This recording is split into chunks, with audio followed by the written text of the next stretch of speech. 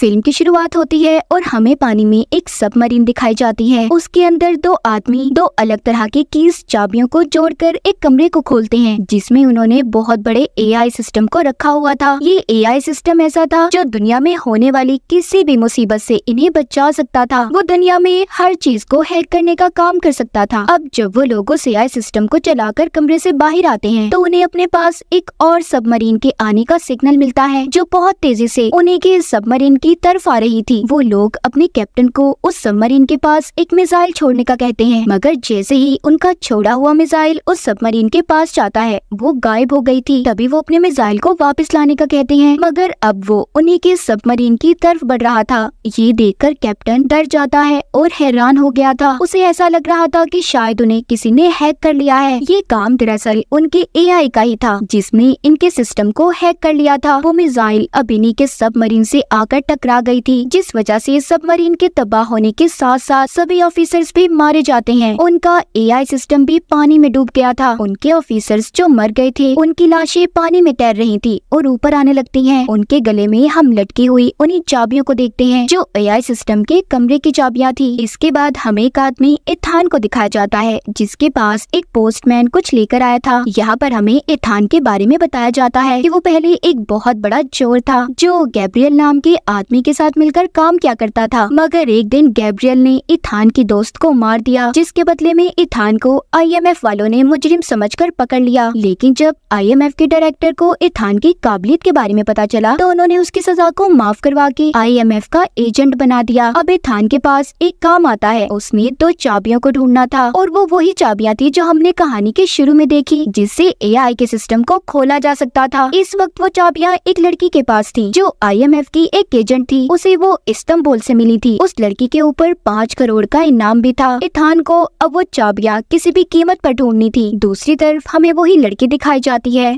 जिसके पास चाबियां थी। वो रेगिस्तान के इलाके में कुछ आदमियों से लड़ रही थी जो उसकी जान के दुश्मन थे। वो अपनी स्नाइपर गन से उनका मुकाबला करती है। तभी उसकी मदद करने वहाँ पर इथान भी आ गया था, लेकिन उस लड़की के पास जैसे ही इथान जाता है वो लड़की मर गई थी। इसके बाद हमें एक मीटिंग दिखाई जाती है जहाँ पर सभी आईएमएफ के ऑफिसर्स बैठे एक एजेंट से मीटिंग कर रहे थे। वो एजेंट इन्हें यहाँ पर एक एआई सिस्टम के बारे में बताता है जो अब खुद से काम करने लगा है। इनको बहुत सी तबाहियों के रिकॉर्ड्स भी मिले थे, मगर कहीं पर भी एआई का नाम नहीं था कि उसकी वजह से ये सब कुछ हो रहा है। मगर वो एजेंट बताता है कि वो एआई अब खुद से काम कर रहा है। वहीं पर अब आईएमएफ के डायरेक्टर इनसे बात करते हैं और बता कि रशिया अपनी 2 अलग अलग किस्म की चाबियों को ढूंढ रहा है, जिससे वो अपने एआई सिस्टम को कंट्रोल कर सकते हैं जो उन्होंने कई सालों पहले बनाया था। अगर उन्हें वो चाबियां ना मिली तो दुनिया में बहुत बड़ा खतरा आ सकता है। लेकिन ये चाबियां किस लिए और इनसे क्या खोला जा सकता था, इस बारे में इन्हें अब तक कुछ भी नहीं पता था। लेकिन दुनिया में जितनी भी एजेंसीज हैं सब उन चाबियों को ढूंढ रही हैं। शायद उससे एआई सिस्टम को कंट्रोल किया जा सकता है, जिससे पूरी दुनिया के सिस्टम को हैक करके तबाह किया जा सकता है। वो बताते हैं इन चाबियों का एक हिस्सा हमारे एजेंट को मिला था, जिसको लेने हमने इथान को भेजा था, मगर अभी तक उसका कुछ पता नहीं चला। तभी यहाँ पर एक एजेंट आकर आईएमएफ के डायरेक्टर को एक मास्क देता है और वहाँ पर जहरीली गैस को छोड़ देता है, जिससे सब बेहोश हो गए थे। बस वो एजेंट और डायरेक्टर ही बचे थे। वो एजेंट दरअसल असल में इथान था। डायरेक्टर उससे पूछते हैं तुमने ऐसा क्यों किया। इथान उन्हें बताता है कि मैं उसी लड़की एजेंट के पास गया था जिसके पास से मुझे ये चाबी मिली। मैंने ये चाबी ले ली और मैंने उसे मर जाने का नाटक करने का कहा ताकि जो भी लोग उसके पीछे पड़े हैं वो हट जाएं और उसकी जान बच जाए। वो अपने डायरेक्टर से कहता है इस चाबी का दूसरा हिस्सा ढूंढने के बाद ही एआई सिस्टम को खत्म कर दूंगा। ये सुनकर डायरेक्टर कहते हैं तुम जानते हो कितनी एजेंसीज उस एआई सिस्टम के पीछे पड़ी हैं। वो कहता है हाँ मैं जानता हूँ, और मैं ये भी जानता हूँ अगर किसी भी एजेंसी ने उसे हासिल भी कर लिया तो वो इतना खतरनाक है उसे कोई भी कंट्रोल नहीं कर पाएगा, जिससे दुनिया में तबाही फैलेगी। इसीलिए मैं उसे खत्म करना चाहता हूँ। अब कुछ दिन के बाद हमें दुबई एयरपोर्ट को दिखाया जाता है। एक ऑफिसर जो अपनी टीम के साथ इथान को ढूंढ रहा था, क्योंकि उसे पता चल चुका था कि चाबी का एक हिस्सा इथान के पास है। उन्हें इथान मिल जाता है, मगर दिखने पर वो इथान नहीं था, क्योंकि वहाँ पर जो इथान के साथी थे उन्होंने उन्होंने सारे कैमरा सिस्टम को हैक कर लिया था, जिससे उस ऑफिसर को चलता हुआ हर आदमी इथान नजर आ रहा था। उधर दूसरी तरफ इथान जो एक आदमी के पास पहुंचता है, जिसके पास चाबी का दूसरा हिस्सा था, मगर अब वो चाबी एक लड़की चुरा कर भाग जाती है। उसके बारे में इथान के साथी जब पता करते हैं तो इन्हें पता चलता है कि लड़की जिसका नाम ग्रेस था वो बहुत ही मशहूर और चालाक चोरनी थी। उस पर बहुत से इल्जामात भी लगे थे। तभी एयरपोर्ट पर इथान के साथी को एक बैग पर शक होता है। जब वो उसे खोलकर देखता है तो उसमें बॉम्ब था। ये उस बॉम्ब को अब डिफ्यूज करने की कोशिश कर रहा था ताकि वो यहाँ पर किसी को भी कोई नुकसान न पहुँचा सके। उधर इथान को एयरपोर्ट पर ग्रेस भी मिल जाती है। वो ग्रेस से उस चाबी को ले लेता है और एक लाइटर देकर ये वादा करता है कि मैं जानता हूँ तुम एक बहुत बड़ी चोरनी हो। अगर तुम यहाँ से सही सलामत निकलना चाहती हो तो तुम्हें मुझे ये चाबियाँ देनी होगी और मैं तुमसे वादा करता हूँ मैं सही सलामत तुम्हें यहाँ से बाहर निकाल दूंगा। उधर अंदर इथान के साथी ने बॉम्ब को फटने से रोक लिया था, लेकिन ग्रेस वहाँ पर फिर से इथान को दोबारा से चूना लगाकर चाबियों को लेकर भाग गई थी और लाइटर उसकी जेब में डाल गई थी। तभी इथान जब ग्रेस को ढूंढ रहा था तो वो अपने सामने गैब्रियल को देखता है, जिसे देखकर वो डर गया था और उसे एयरपोर्ट पर खतरे का एहसास होता है। इसीलिए सबको बाहर निकलने का कहता है कि यहाँ पर बहुत बड़ा खतरा है। उधर IMF वाले जिन्होंने इथान पर नजर रखी हुई थी, वो वीडियो में इथान और ग्रेस को जब साथ देखते हैं तो समझ जाते हैं कि इन दोनों का चाबियों को लेकर कुछ तो चक्कर जरूर है। उधर एयरपोर्ट पर ग्रेस को पकड़ा जा चुका था। उसके सामने उसके पासपोर्ट और बहुत से पैसे रखे थे। अब ऑफिसर उसे अपने सबसे बड़े ऑफिसर के पास लेकर जाता है, जो असल में कोई और नहीं बल्कि इथान था। वो कहती है तुम्ही ने मुझे पुलिस से पकड़वाया है ना? वो कहता है हाँ, अब तुम मुझे बताओ वो चाबियां तुम क्यों हासिल करना चाहती हो? वो बताती है मैं नहीं जानती उन चाबियों के बारे में असल राज क्या है। मुझे तो सिर्फ ये बताया गया था कि मुझे इन चाबियों को एक आदमी के पास बेचना है जो मुझे बहुत से पैसे देगा, और तुम्हारे बारे में भी बताया गया था। इतना कहकर जब ये दोबारा से इथान के साथ जा रही थी, एक बार फिर ग्रेस इथान को धोखा दे देती है। ऑफिसर्स के दरमियान में फंसाकर वो वहाँ से भाग गई थी और नीचे जाकर गाड़ी को लेकर चलाकर वहाँ से चली जाती है। उसका पीछा एक बाइक पर इथान भी कर रहा था। तभी ग्रेस के सामने कुछ गुंडे आ जाते हैं जो उसे अब तंग कर रहे थे और गाड़ी से बाहर निकलने का कहते हैं। वहाँ पर जल्दी से अब इथान भी आ गया था। उसने ग्रेस को बचा लिया था और उसके हाथ पर अपने हाथ के साथ हथकड़ी को बांध देता है ताकि वो भाग न सके। उधर ही वो ऑफिसर जो इथान को पकड़ने में लगा हुआ था वहाँ पर आ जाते हैं। इसी दौरान एक लड़की कातिल उनके पीछे पड़ जाती है। उसने ऑफिसर्स पर हमला कर दिया था और ग्रेस और इथान के पीछे पड़ चुकी थी। वो भी उनसे चाबियां हासिल करना चाहती थी। इथान और ग्रेस उससे बचकर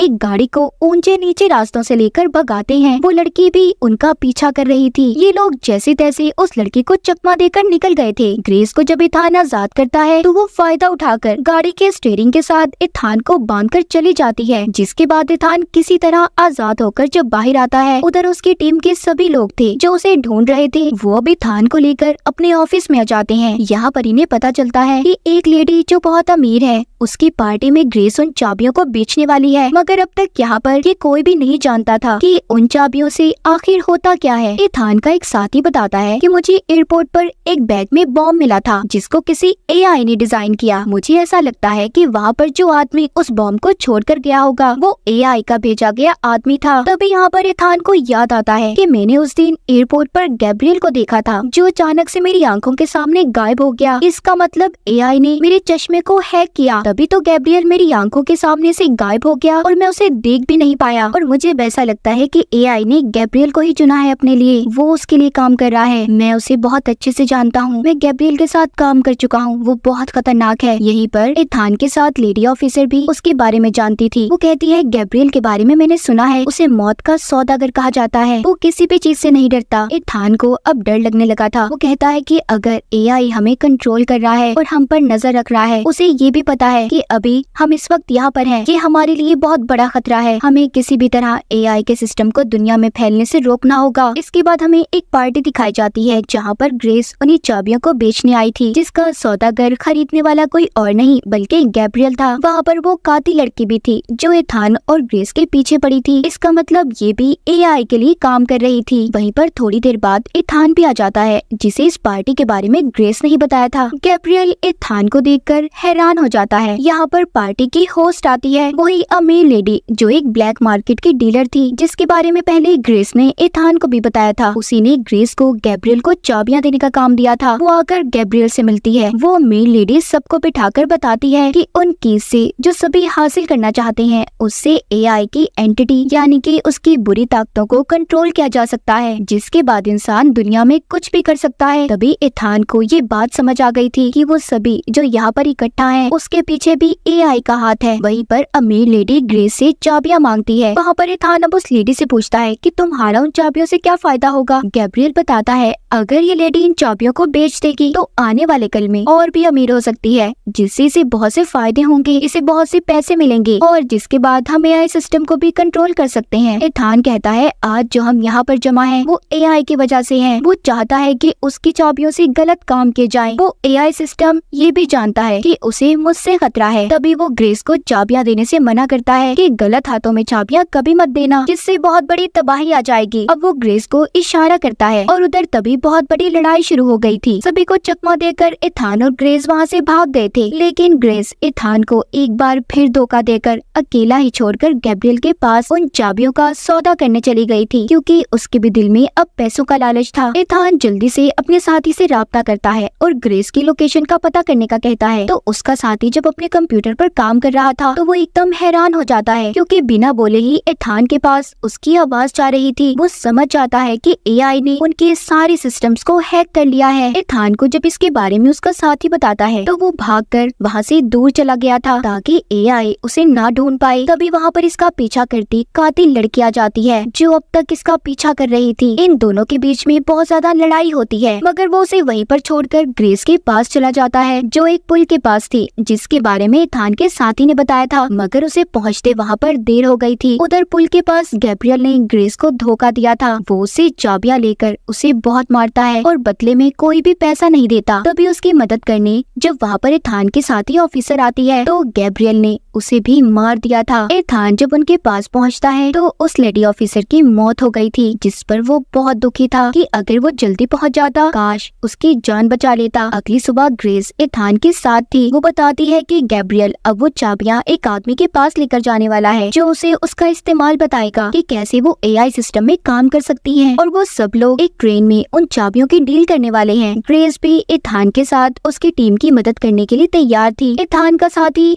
ग्रेस को अब उस अमीर लेडी का मास्क पहनकर जाने का कहता है जो गैब्रियल से मिली हुई थी, ताकि ग्रेस को वहाँ पर कोई भी ना पहचान सके। अब उसका साथी वहाँ पर एथान को बताता है एआई जानता है कि तुम उसे खत्म करना चाहते हो और उसने जानबूझकर तुम्हारे सामने गैब्रियल को लाकर खड़ा किया है। अगर तुम चाहते हो कि एआई के बारे में कभी भी किसी को कुछ पता ना चले, कोई उसका गलत इस्तेमाल ना करे, तो तुम्हें गैब्रियल को खत्म करना होगा। तभी ऐसा मुमकिन हो पाएगा कि एआई का किसी को भी पता ना चले। अगर तुमने पहले एआई को खत्म कर दिया तो सबको उसके बारे में पता चल जाएगा, क्योंकि गैब्रियल कभी भी चुप नहीं बैठेगा और एआई फिर से जिंदा भी हो सकता है। इसीलिए पहले गैब्रियल को मारो। वो कहता है मैं वादा करता हूँ मैं ऐसा ही करूँगा, लेकिन जब तक मैं ये ना जान लूँ उन चाबियों से एआई को कैसे कंट्रोल कर सकते हैं, उनका क्या काम है, मैं तब तक गैब्रियल को नहीं मार सकता। अब ग्रेस एथान की बात मानकर उस अमीर लेडी का मास्क पहनकर जाने के लिए तैयार थी और साथ ही वो ग्रेस से ये वादा करता है कि वो जल्दी उसे वहाँ से बचा लेगा। अगले दिन ट्रेन में गैब्रियल और उसकी सारी टीम थी। गैब्रियल ट्रेन चलाने वाले आदमी को मार देता है और स्पीड को तेज कर देता है ताकि कोई भी उन्हें पकड़ ना पाए। उधर जब अमीर लेडी ट्रेन के कमरे में जाती है तो वो सामने अपनी हम शक्ल को देखती है जो कोई और नहीं बल्कि ग्रेस थी। ग्रेस ने उस अमीर लेडी को बेहोश कर दिया था और उससे वो चाबियां ले लेती है, जिसके बाद अब वो उस आदमी के पास जाती है जो उन चाबियों के बारे में जानता था। यहाँ पर उन चाबियों को खरीदने वाला आदमी कोई और नहीं बल्कि आईएमएफ का डायरेक्टर था। ग्रेस उससे पूछती है कि इन चाबियों से क्या हो सकता है। वो कहता है इस बारे में तो मैं भी नहीं जानता कि इन चाबियों से क्या हो सकता है और क्या नहीं, मगर किसी भी हाल में मुझे ये चाबियां चाहिए ताकि हम एआई के बारे में पता कर सके। इधर ही ट्रेन में दूसरी तरफ गैब्रियल एक एजेंट से मिलता है जो सिस्टम एआई के बारे में जानता था। गैब्रियल उससे पूछता है कि तुम उस सिस्टम के बारे में क्या जानते हो। एजेंट बताता है कि कुछ सालों पहले रशिया ने एक सिस्टम बनाया था जिसे एआई का नाम दिया गया और ये सिस्टम उन्होंने अपने एक सबमरीन में शुरू किया और ये एजेंट उसी बारे में बता रहा था जो हमने कहानी के शुरू में देखा था। उन्होंने अपने एआई सिस्टम को ऐसे डिजाइन किया कि वो बहुत ही शानदार था वो अपने बारे में खुद ही पता कर लेता था कि क्या सही है और क्या नहीं। इसी बात का फायदा उठाकर उस एआई सिस्टम ने उस सबमरीन को खत्म कर दिया। उसे ऐसे डिजाइन किया गया है कि वो खुद ब खुद अपने अंदर नई नई तब्दीलियां लाता है। गैब्रियल उस एजेंट से पूछता है, इस बारे में और कौन जानता है? वो कहता है, मैं, तुम और तुम्हारे पीछे जो लड़की खड़ी है, और कोई भी नहीं जानता। तभी गैब्रियल ने उस एजेंट को मार दिया था। गैब्रियल के पीछे जो लड़की खड़ी थी वो वही कातिल लड़की थी जो उसके साथ मिलकर काम किया करती थी। अब गैब्रियल उस लड़की को भी मारना चाहता था, लेकिन वो उससे बचकर भाग जाती है। इसी दौरान वो बहुत ज्यादा जख्मी हो गई थी। उधर दूसरी तरफ ग्रेस, जो अमीर लेडी का रूप लेकर आईएमएफ के डायरेक्टर से उन चाबियों का सौदा कर रही थी, पूछती है कि इसके बदले आप मुझे कितने पैसे देंगे? वो कहता है, जितने भी तुम मांगो। ग्रेस जब उसके हाथ में वो चाबियां देती है तो आईएमएफ का डायरेक्टर खुश हो गया था। कहता है कि इससे पूरी दुनिया को तबाह किया जा सकता है। ये सुनकर ग्रेस डर गई थी। वो उन चाबियों को फिर से ले लेती है। वो जान चुकी थी कि इन चाबियों को किसी को भी गलत हाथों में देने से बहुत बड़ी तबाही हो सकती है। बाहर इथान को दिखाया जाता है जो एक बहुत बड़ी पहाड़ी पर अपनी बाइक पर था। उसका साथी उसे वहाँ से छलांग लगाने का कहता है, जो सीधा ट्रेन में जाकर गिरेगा, और वो उसे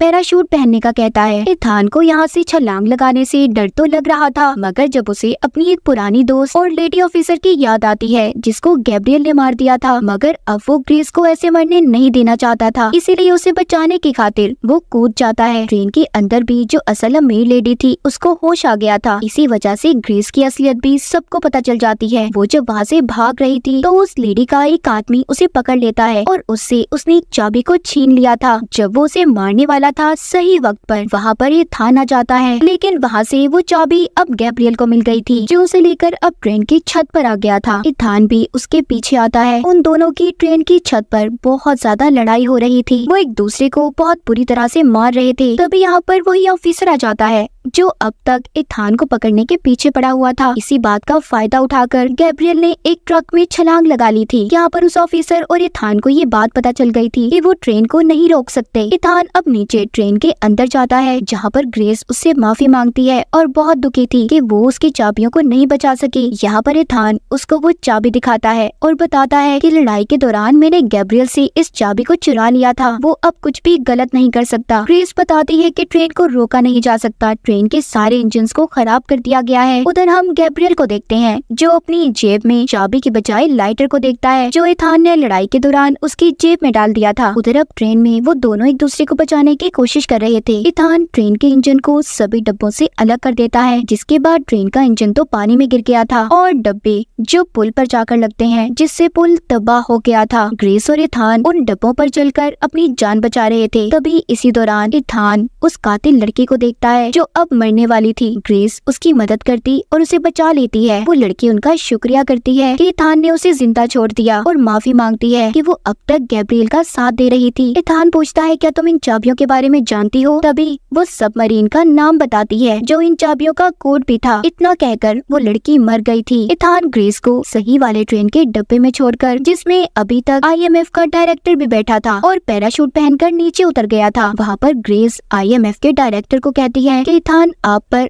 अब भी भरोसा करता है, उसको आप पर यकीन है कि आप कभी भी कोई गलत काम नहीं कर सकते। ये सुनकर आईएमएफ का डायरेक्टर ग्रेस से कहता है, तुम फिक्र नहीं करो, कुछ भी गलत नहीं होगा, और हाँ, मैं तुमसे वादा करता हूँ कि तुम्हारे सारे पिछले रिकॉर्ड्स को मिटा दिया जाएगा और तुम अब आईएमएफ की एजेंट बनकर जिंदगी गुजारोगी। उधर इथान को दिखाया जाता है जो अपने साथियों के पास पहुँच गया था और चाबियां देकर उसके बारे में पता करने का कहता है। यानी कि इथान का सफर अभी शुरू हुआ था। वो दुनिया में आने वाली इस बड़ी सी तबाही को रोकना चाहता था। फिल्म के आखिर में हमें पानी के अंदर रशियन सबमरीन को दिखाया जाता है और इसी के साथ इस फिल्म की कहानी यहीं पर खत्म हो जाती है।